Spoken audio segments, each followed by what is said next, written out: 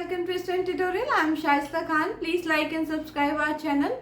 तो जो हमारे प्रीवियस क्लास था उसमें हमने जो चैप्टर 11 है हमारा the human I and the colourful world, उस चैप्टर के हमने कुछ एमसीक्यूज को क्या था सॉल्व किया था. अब हम उसी को आगे कंटिन्यू करते हुए कुछ और एमसीक्यूज को क्या करेंगे आज सॉल्व करेंगे. तो जो हमारा पहला क्वेश्चन है आज का वो है question number 11. The splitting up of white light into 7 colours on passing through a glass prism is called. जो लाइट की स्प्लिटिंग होती है जब वो वाइट ग्लास प्रिज्म से जो है वो उसको पास किया जाता है, तो जो लाइट की स्प्लिटिंग होती है उसको हम क्या कहते हैं? रिफ्रैक्शन कहते हैं, रिफ्लेक्शन कहते हैं, डिस्पर्सन कहते हैं या स्कैटरिंग कहते हैं. तो जो लाइट का स्प्लिटिंग होती है उस जो फिनोमेना है लाइट की स्प्लिटिंग का, उसको हम क्या कहते हैं? डिस्पर्सन. क्या कहते हैं? डिस्पर्सन. तो डिस्पर्सन का है हमारा जो ऑप्शन नंबर सी है वो करेक्ट है. तो इसलिए हम ऑप्शन नंबर सी को क्या कर देंगे? कलर कर देंगे. ठीक है. उसके बाद जो है हमारा जो नेक्स्ट क्वेश्चन है वो कह रहा है which of the following coloured light has the least speed in glass prism. बोल रहा है कि जो हमारा जो स्प्लिटिंग हो रही है लाइट की उसमें किस कलर की स्पीड क्या है? सबसे लीस्ट है. तो जब लाइट की स्प्लिटिंग होती है तो वो कैसे होती है? वो होती है कुछ इस तरीके से. लाइट की विबग्योर में होती है. कैसी होती है? विब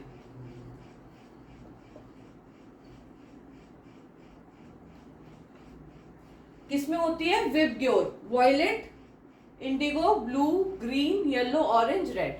ठीक है. तो सबसे ऊपर जो कलर होता है, जो हम लोग ने अभी जो अपना क्वेश्चन नंबर 10 सॉल्व किया था उसमें सबसे ऊपर कलर क्या था? रेड कलर था. ठीक है.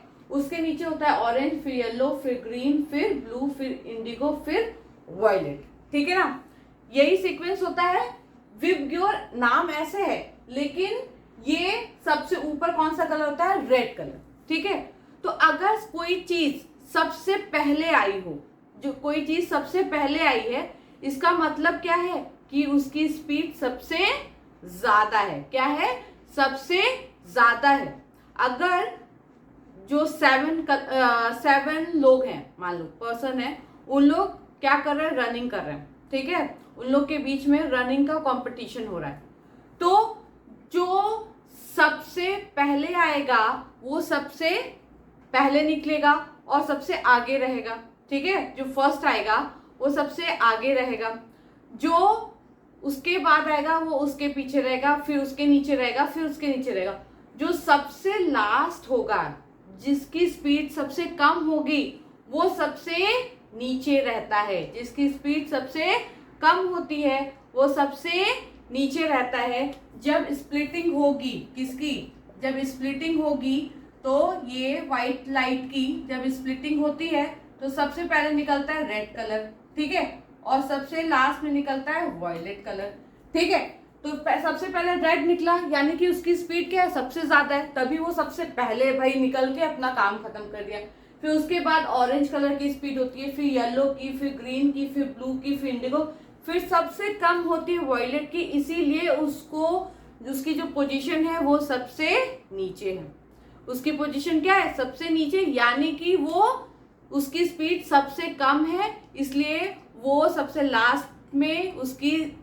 लास्ट में क्या हो रहा है? प्रिज्म से वो निकल रहा है, इसीलिए उसको सबसे लास्ट पोजीशन भी मिल रही है. इसका ये मतलब है कि जो वॉयलेट कलर होता है उसकी स्पीड सबसे कम होती है. ठीक है ना. ये मैं आपको सिर्फ समझने के लिए बता रही हूँ. ये मैं सिर्फ समझने के लिए बता रही हूँ कि ये आपको याद रहेगा कि जिसकी स्पीड सबसे ज्यादा वो सबसे पहले निकलेगा और जिसकी स्पीड सबसे कम वो सबसे लास्ट में निकलेगा. ठीक है ना. तो यानी कि सबसे लास्ट था हमारा वॉयलेट, उसी की स्पीड क्या होगी? सबसे लीस्ट होगी. तो कौन सा है? Yellow, red, green, violet. यानी कि जो हमारा ऑप्शन नंबर डी है वो क्या होगा? उसको हम कर देंगे कलर. ठीक है ना. अब चलिए कुछ और क्वेश्चंस को हम सॉल्व करते हैं. चलिए तो हम अपना अब नेक्स्ट क्वेश्चन सॉल्व करेंगे। नेक्स्ट क्वेश्चन क्या है, out of the following the colour of light having the maximum wavelength is. बोल रहा है कि जितने भी कलर्स हैं उसमें मैक्सिमम वेवलेंथ किसकी है।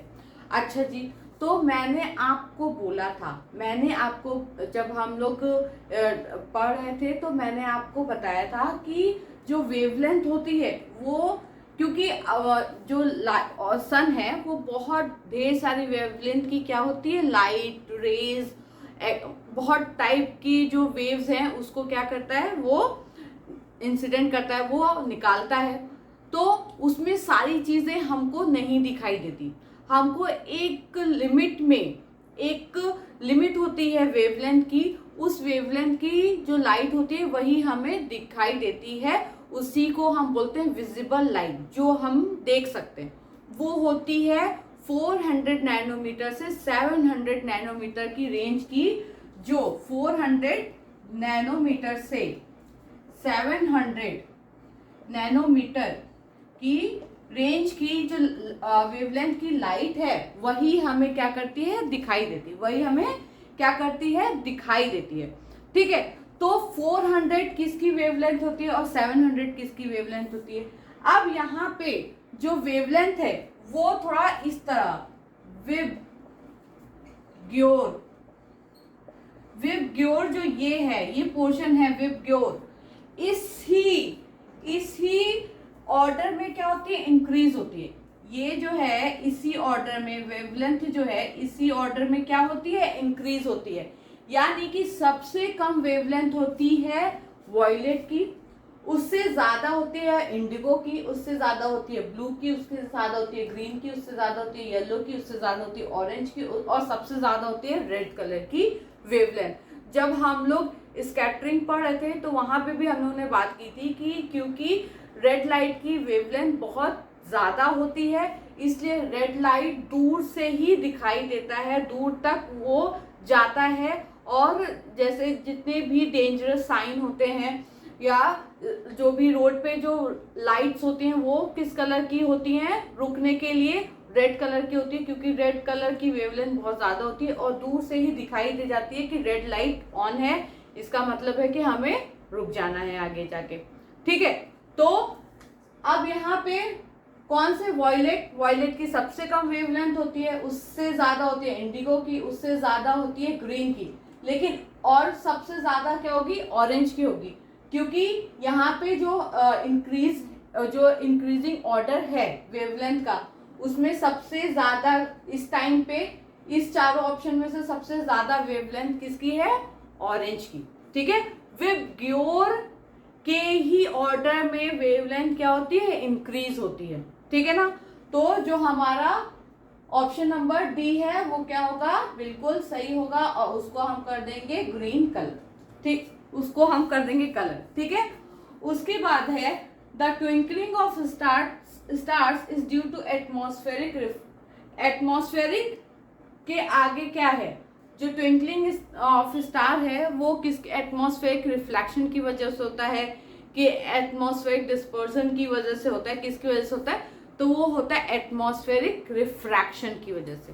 एटमॉस्फेरिक रिफ्रैक्शन, क्योंकि जो सन की लाइट है वो हमारे एटमॉस्फेयर में एंटर करती है, ना ही कि रिफ्लेक्ट बैक हो जाती है, ना ही कि 7 कलर्स में डिस्ट्रीब्यूट हो जाती, स्प्लिट हो जाती है। वो 7 कलर्स में स्प्लिट कब होती है, जब हमारी कुछ कंडीशंस होती हैं, उस कंडीशंस में क्या होता है कि जो लाइट है वो 7 कलर्स में स्प्लिट होती है। उसमें क्या होता है कि उसमें बारिश हुई होनी चाहिए, उसमें क्या होता है सन जो है वो निकला होना चाहिए, और जो हमारे एटमॉस्फेयर में ड्रॉपलेट्स होने चाहिए, जो बारिश है उसकी बूंदें प्रेजेंट होनी चाहिए, जो कि प्रिज्म की तरह वर्क करती है, और जो सनलाइट है उसको 7 कलर्स में स्प्लिट करती है और हमें रेनबो दिखाई देता है। तो वो सब यहाँ पे है नहीं।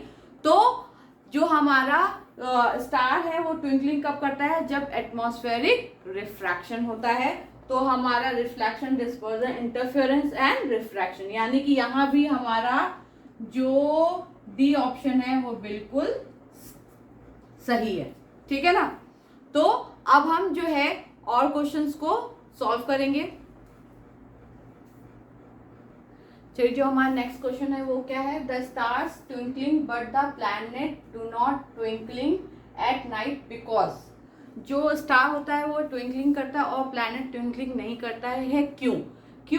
क्योंकि देखो उस स्टार्स का भी साइज काफी बड़ा होता है और प्लैनेट का भी साइज बहुत बड़ा होता है, ठीक है। लेकिन प्रॉब्लम क्या होती है कि स्टार जो होता है वो हमसे बहुत दूर होता है और प्लैनेट क्या होता है हमारे अर्थ के बहुत पास में होता है। तो स्टार क्या होता है, हमको दिखाई देता है एज अ पॉइंट सोर्स, ऐसा दिखाई देता है पॉइंट सोर्स की तरह। और क्योंकि प्लैनेट हमारे अर्थ के पास होता है इसलिए उसका साइज हमें बड़ा दिखाई देता है। वो क्या होता है, वो बंच होता है, पॉइंट सोर्सेस का क्या होता है, बंच होता है, ठीक है। तो और जो स्टार होता है वो क्या होता है, एक पॉइंट सोर्स की तरह होता है। क्योंकि स्टार हमसे बहुत दूर है और जो प्लैनेट है वो हमसे बहुत पास में है। तो यही रीजन है कि स्टार ट्विंकलिंग करता है और प्लैनेट ट्विंकलिंग नहीं करता है, ठीक है। तो क्या है, the stars are small but the planets are large, नहीं ऐसा कुछ नहीं है। The stars are very large but planets are small, वैसा भी नहीं है। The stars are much nearer but the planet are far off, no. The star far off but planets are nearer to earth. तो ये जो option number D है ये बिल्कुल सही है, क्योंकि स्टार जो होता है हमसे बहुत दूर होता है और प्लैनेट हमारे अर्थ के बहुत पास में होता है, इसलिए प्लैनेट ट्विंकलिंग नहीं करता और स्टार क्या होता है, ट्विंकलिंग करता है, ठीक है। तो ये कोइंसिडेंस हो रहा है कि जो लगातार हमारा जो ऑप्शन नंबर डी है वो सही होता जा रहा है, ठीक है। तो अब चलिए, अब हम फिर से अपना नेक्स्ट क्वेश्चन क्या करते हैं, डिस्कस करते हैं। तो चलिए हम अपना नेक्स्ट क्वेश्चन सॉल्व करते हैं। क्या है, the day is longer on the earth by about 4 minute because, जो हमारा दिन है अर्थ पे वो 4 मिनट ज्यादा होता है। क्योंकि जो हमको सनराइज है वो 2 मिनट पहले ही दिखाई दे जाता है। सन जो है ओरिजिन से होराइजन से ऊपर, अभी ऊपर निकला भी नहीं होता है, अभी ऊपर होता भी नहीं है, और तभी हमें क्या होता है कि सन 2 मिनट पहले ही दिख जाता है कि सन निकल गया, होराइजन के ऊपर आ गया है, जबकि सन होराइजन से नीचे रहता है। तो 2 मिनट मॉर्निंग में हो गया, प्लस उसके बाद जब सनसेट का टाइम आता है तो जब सन जो है वो होराइजन से नीचे चला जाता है, जब सन होराइजन से नीचे चला जाता है उसके बाद भी हमें 2 मिनट तक सन जो है वो दिखाई देता रहता है होराइजन के ऊपर कि अभी सनसेट नहीं हुआ है। तो 2 मिनट क्या हुआ, शाम में हो गया, वो क्या हो गया, प्लस हो गया 4 मिनट, ठीक है। तो अब जो है, अब ये पूछ रहा है कि वो जो हो रहा है 4 मिनट वो क्यों हो रहा है। तो वो क्यों हो रहा है, the earth is round in shape, क्या अर्थ जो का शेप है राउंड में उसकी वजह से, बिल्कुल भी नहीं। The earth has atmosphere, yes, earth के पास क्या है, एटमॉस्फेयर है। एटमॉस्फेयर से रिफ्रैक्शन की वजह से जो सन की लाइट है वो होराइजन से नीचे, सन होने के बाद भी जो सन की लाइट है वो हमारे एटमॉस्फेयर से, जो अर्थ का एटमॉस्फेयर है उससे रिफ्रैक्ट होके हमारे आइस तक आ जाती है। जब हमारे आइस में कोई भी लाइट क्या होती है, जाती है, तो हमारा माइंड जो है वो क्या करता है, उस जहाँ से वो लाइट आ रही है उसकी इमेज बनाना शुरू कर देता है। तो हमारा माइंड को ये तो नहीं पता ना कि भाई एटमॉस्फेयर है कि नहीं, तो वो क्या करता है, वो अपने इमेज बनाना शुरू कर देता है और वो इमेज बना देता है। और अभी सन जो है वो क्या होता है, वो अभी होराइजन के ऊपर आया भी नहीं रहता, तभी हमको सन दिखने लगता है। तो उससे होता है 4 मिनट का जो हमारा डे है वो ज्यादा हो जाता है। क्यों, बिकॉज ऑफ एटमॉस्फेरिक रिफ्रैक्शन, या जो अर्थ का एटमॉस्फेयर है उसकी वजह से क्या हो रहा है, हमारे जो अर्थ पे एक दिन है वो 4 मिनट ज्यादा हो रहा है, 4 मिनट लंबा हो रहा है, ठीक है ना। तो जो हमारा ऑप्शन है बी वो बिल्कुल सही है, लेकिन सी और डी भी आप सुन लीजिए। The earth revolves around the sun, बिल्कुल भी नहीं। The earth rotates on its axis, ये भी नहीं है। हमारा जो बी ऑप्शन है वो बिल्कुल सही है। तो ये जो मैंने आपको ये क्वेश्चन दिया, तो इससे क्या हुआ कि आपको इस एक क्वेश्चन ये और 2 क्वेश्चन इसके साथ भी क्या हुए, हमने क्या किए, सॉल्व, मतलब उसको भी डिस्कस कर लिया कि जब सनराइज होता है तब जब टाइम बढ़ता है वो कितना बढ़ता है, वो 2 मिनट बढ़ता है, और जब सनसेट होता है उस टाइम भी जो दिन का टाइम है वो कितना पड़ता है, 2 मिनट बढ़ता है। तो अगर ऐसा भी क्वेश्चन आ जाए कि एटमॉस्फेरिक रिफ्रैक्शन की वजह से सनराइज के टाइम में कितना डिफरेंस आता है, या सनराइज के टाइम हमें कितने देर पहले जो है वो सन दिखाई देने लगता है, तो उसका भी आंसर होगा 2 मिनट। और सनसेट के टाइम एटमॉस्फेरिक रिफ्रैक्शन की वजह से हमें सन कितने देर तक दिखाई देता रहता है जबकि वो होराइजन के नीचे जा चुका है, तो उसका भी आंसर होगा 2 मिनट। तो इस क्वेश्चन के साथ हमने 2 और क्वेश्चन को डिस्कस कर लिया। अगर वैसा क्वेश्चन भी आता है तो आप सॉल्व कर लेंगे, ठीक है। फिर उसके बाद है as light from a far off star come down towards the earth. जब लाइट जो है स्टार से आती है हमारे अर्थ में, तो उसका क्या होता है।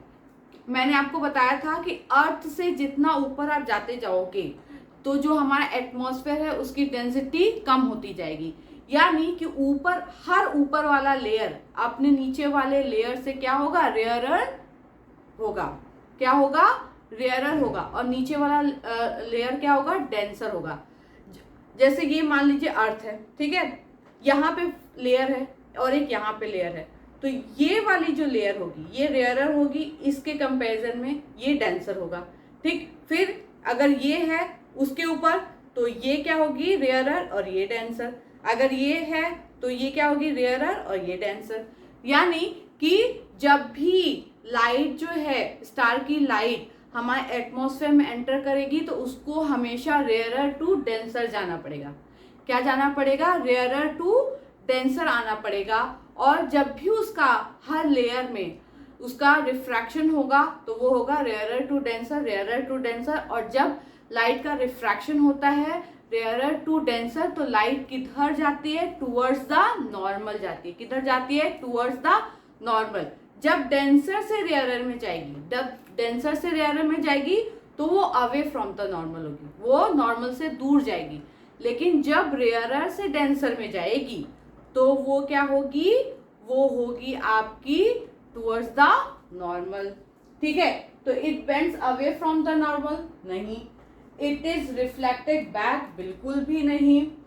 It bends towards the normal, correct. It does not bend at all, ये तो बिल्कुल ही गलत है। तो जो हमारा ऑप्शन नंबर सी है वो क्या है, वो सही है कि वो किधर बेंड होती है, टुवर्ड्स द नॉर्मल। बेंड होते होते वो हमारे अर्थ पे आ जाती है, ठीक है ना। ये तो हो गया क्वेश्चन नंबर 17। अब हम इसके 3 और क्वेश्चन को क्या करेंगे, सॉल्व करेंगे, डिस्कस करेंगे, ठीक है। चलिए अब हम नेक्स्ट क्वेश्चन सॉल्व करते हैं।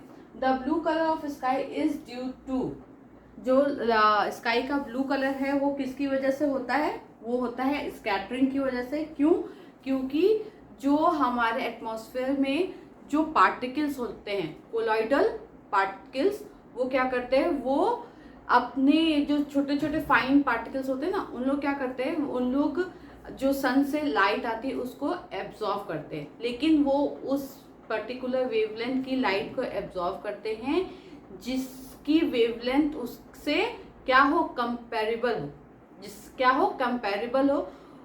तो उसी वेवलेंथ की लाइट को, अब छोटे पार्टिकल्स हैं तो उन लोग क्या कहते हैं, छोटे वेवलेंथ की लाइट को क्या कहते हैं, एब्जॉर्व कर देते हैं, और एब्जॉर्व करने के बाद उसी को स्कैटर करते हैं, उसी को स्कैटर करते हैं। तो जब, और जो जिसकी वेवलेंथ कम होती है, जिसकी वेवलेंथ, जिस कलर की वेवलेंथ कम होती है, वो वेवलेंथ, वो कम वेवलेंथ वाली जो कलर होते हैं वो ज्यादा स्कैटर होते हैं, मतलब वो ज्यादा फैलते हैं। वो क्या करते हैं, वो ज्यादा फैलते हैं। तो इसीलिए जो जो स्काई होता है वो हमें ब्लू कलर का दिखाई देता है। क्यों, क्योंकि ब्लू कलर ज्यादा फैलता है। और क्यों फैलता है, और ब्लू कलर दिखाई क्यों भी देता है, क्योंकि स्कैटरिंग की वजह से।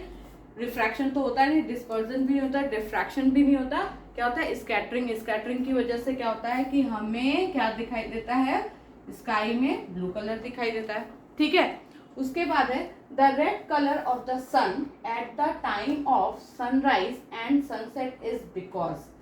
अब जो सनराइज और सनसेट के टाइम पे जो रेड कलर है वो क्यों दिखाई देता है, तो क्या जब सनराइज और सनसेट के टाइम पे जो सन होता है वो क्या होराइजन के पास होता है। कहाँ होता है, होराइजन के पास। होराइजन से नीचे जाता है तो सनसेट हो गया, होराइजन से ऊपर आया तो सनराइज हो गया। ठीक है, उस टाइम पे जो सन और अर्थ की जो बीच की डिस्टेंस होती है वो ज़्यादा होती है कंपेयर टू जब दिन होता है, जब नून होता है, उस टाइम पे सन और अर्थ के बीच की डिस्टेंस कम होती है। ठीक है, तो उस टाइम पे देखो फैलती तो सारे कलर की लाइट है, सारे कलर की लाइट क्या होती है, फैलती है, लेकिन दिन के टाइम में क्या होता है, सन और अर्थ के बीच की डिस्टेंस कम होती है, तो जिसकी वजह से जो और सारी लाइट फैलती है वो हमें नहीं दिखाई देती। क्यों, क्योंकि हम डिस्टेंस तो कम है, तो डिस्टेंस कम होने की वजह से जो पहले फैल गई वो हमें दिखाई देती और जो बाद में फैली वो हमें नहीं दिखाई देती। लेकिन जब भी सनराइज और सनसेट का टाइम होता है उस टाइम पे क्या होता है, उस टाइम पे सन और अर्थ के बीच की डिस्टेंस क्या होती है, ज़्यादा होती है, तो उस टाइम पे हम सारे लाइटों की स्कैटरिंग देख पाते हैं, सारे लाइटों की स्कैटरिंग देख पाते हैं। तो जो लीस्ट वेवलेंथ वाली होती है उन लोग पहले ही फैल जाती है, वो ज़्यादा फैलती हैं, और जो ज़्यादा वेवलेंथ वाली लाइट होती है वो कम फैलती है, तो वो ज़्यादा दूर तक ट्रैवल करके आती है और वो कम फैलती है। तो जब सनराइज और सनसेट होता है उस टाइम हमें रेड कलर इसलिए दिखाई देता है क्योंकि ब्लू कलर तो पहले ही फैल चुका होता है, पहले ही फैल चुका होता है। तो जो सबसे पीछे खड़ा हो तो वो तो दिखाई नहीं देगा ना, जो सबसे आगे खड़ा होता है वही क्या होता है, वही दिखाई देता है। तो क्या होता है, blue colour is most scattered, मतलब वो ब्लू कलर पहले ज़्यादा स्कैटर्ड होता है। तो कोई चीज़ ज़्यादा फैल जाती है ना, तो वो क्या, तो उसका अगर कोई कलर ले आप और उसको बहुत ज़्यादा एरिया में आप फैलाएं तो आप देखेंगे कि अगर उसी कलर को आप कम एरिया में फैलाएंगे तो वो डार्क कलर होगा, लेकिन वो जब वो ज़्यादा एरिया में आप फैलाएंगे तो वो क्या होगा, वो लाइट होता जाएगा। अगर आपको एक बूंद कलर मिला है और उसको आप थोड़े से एरिया में फैलाएंगे तो वो क्या होगा, वो डार्क होगा, लेकिन आप उसी एक बूंद कलर को ज़्यादा एरिया में फैलाने की कोशिश करेंगे तो वो बिकम क्या हो जाएगा, बिकम लाइटर होता जाएगा। ठीक है, तो वैसे ही जो ब्लू कलर होता है वो ज़्यादा फैल जाता है, तो वो पहले ही फैल के वो दिखाई नहीं देता है। तो क्या होता है, जो रेड कलर होता है वो सबसे लास्ट तक आता है ट्रैवल करके, क्योंकि उसकी वेवलेंथ ज़्यादा होती है, तो वो सनराइज और सनसेट के टाइम पे वो हमें दिखाई देता है। इट मीन्स कि जो हमारा डी है वो क्या है, आंसर उसका सही है। ठीक है, अब हम एक और क्वेश्चन को यहाँ पे सॉल्व करेंगे, तो आज का जो हमारा क्लास होगा वो वहाँ पे फिनिश हो जाएगा, लेकिन अभी एक क्वेश्चन बाकी है। जो हमारा क्वेश्चन नंबर 20 है उसको हम सॉल्व करते हैं। तो क्या है, to an astronaut in a spaceship the colour of sky appears, यानी कि जब एस्ट्रोनॉट कहाँ होगा, स्पेसशिप में होगा, तो यानी स्पेसशिप में होगा तो कहाँ होगा, स्पेस में होगा, तो उसको जो स्काई का कलर है वो किस कलर का दिखाई देगा, स्काई। तो स्पेस में हम लोग ने जैसे पहले ही बहुत से जो हमारे क्लासेस थे उसमें हम लोग ने डिस्कस किया था कि स्पेस में कोई भी एटमॉस्फेयर नहीं होता है, वहाँ पे क्या होता है, वहाँ वैक्यूम होता है। ठीक है, तो कोई भी एटमॉस्फेयर जो है स्पेस में ना होने की वजह से किसी भी तरह की लाइट की कोई भी स्कैटरिंग नहीं होगी, और जब लाइट की किसी भी तरह की स्कैटरिंग नहीं होगी, कोई भी लाइट, किसी भी कलर की लाइट की स्कैटरिंग नहीं होगी, तो वहाँ पे जो स्काई का कलर होगा वो कैसा होगा, ब्लैक होगा। कैसा होगा, ब्लैक होगा। ठीक है, जब किसी भी कलर की स्कैटरिंग कहीं ना हो तो वहाँ पे कलर कैसा आएगा, ब्लैक कलर ही तो आएगा ना, क्योंकि वहाँ पे एटमॉस्फेयर है नहीं स्पेस में। तो क्या है, रेड भी नहीं होगा, ब्लू भी नहीं है, व्हाइट भी नहीं है, डी हमारा जो ऑप्शन होगा वो बिल्कुल सही होगा। वो क्या होगा, स्पेस में जो एस्ट्रोनॉट होगा, स्पेसशिप में जो एस्ट्रोनॉट होगा उसको जो स्काई का कलर दिखाई देगा वो कैसा दिखाई देगा, ब्लैक कलर का स्काई दिखाई देगा। तो जो हमारा MCQ का पार्ट 2 है वो यहाँ पे फिनिश हो रहा है। आई होप कि आपको जो भी क्वेश्चंस थे वो उसको जो मैंने आपको समझाया है वो आपको समझ में आ गया होगा। ठीक है, अब हम जो है इसके कुछ और क्वेश्चंस लेके नेक्स्ट क्लास में आएंगे, जहाँ पे हम कुछ और क्वेश्चंस को क्या करेंगे, डिस्कस करेंगे। Thank you so much.